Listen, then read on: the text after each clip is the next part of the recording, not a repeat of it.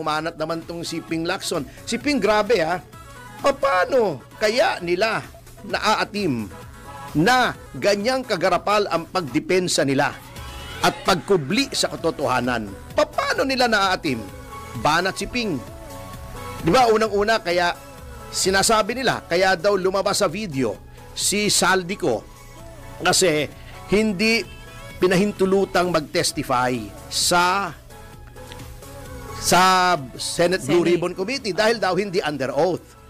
Double standard naman ng Senado kung ganon. Opo. Bakit nung mga investigasyon labang kay Pastor Kibuloy at kay Alice Guo, may mga testigo si Ontiveros na pinayagan nila mag-testify hindi under oath?